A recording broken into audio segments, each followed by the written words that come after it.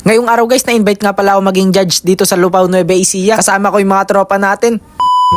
Bago ang lahat guys, hindi nga ako makapaniwala na isa ako sa napili nila maging judge dito. Bale, ito nga pala ang opening ng kanilang basketball. Shoutout nga pala dito sa dalawang bagets na naghahabulan. Alas 6 pa nga lang na umaga guys, gumayak na nga pala kami magtutropa. Dahil sa may kabilang bayan pa yung pupuntahan namin. At ang sabi kasi alas 8 ng umaga. Bali dito kasi kami pupunta sa Lupao Nueva Ecija guys. Pagdating nga namin ng alas 8 dito sa Lupao, bali nagpaparada na nga pala silang lahat. Kaya nauna na nga pala muna kami sa may Pag-asa para antayin yung mga nagparada. Dahil maya pa nga lang yun guys, pumunta na nga pala muna kami sa may bayan ng Lupao. Tapos pagbalik namin dito guys, nandito na nga pala lahat ng mga nagparada. Bali nandito na nga rin pala yung mga Muse. Dito nga pala kami na-invite sa may Barangay Tienza dito sa may Lupao. Grabe yata titig ni Eyo sa mga Muse. Bali itong pagja-judge ko nga pala guys, first time ko nga lang pala to. At itong mga tropa natin na to guys, yung mga nagpaplano nga palang sumayaw. Sabi ko nga sa kanila, sumayaw sila sa may harapan para mas lumakas yung loob ng mga Muse. Pinapasayaw ko nga pala si Brian. Bali kapatid ko nga palang si Brian guys, kasama nga rin pala namin si Eyo, si Carl Andre, tapos si Eser nga pala mga kasama ko ngayon sa kakapatid ko.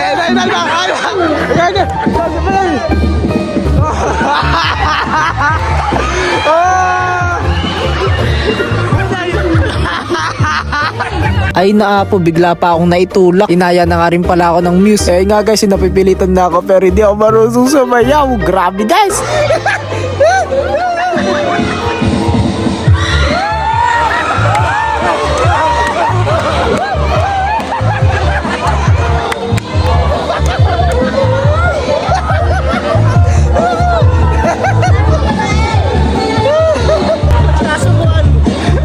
Bakit sabi ko kayo, hindi ako.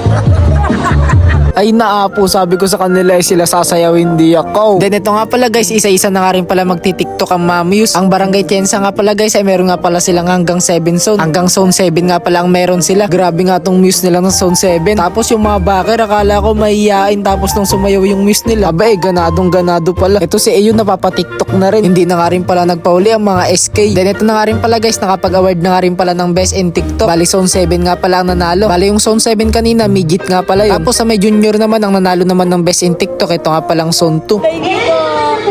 Magdadalawa mo?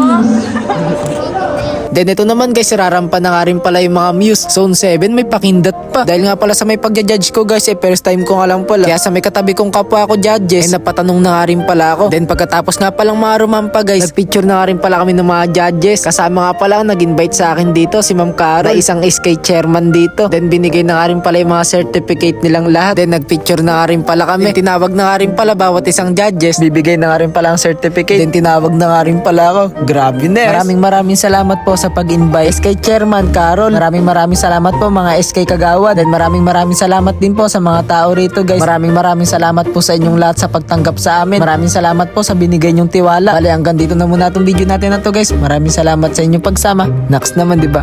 Grabe Nes.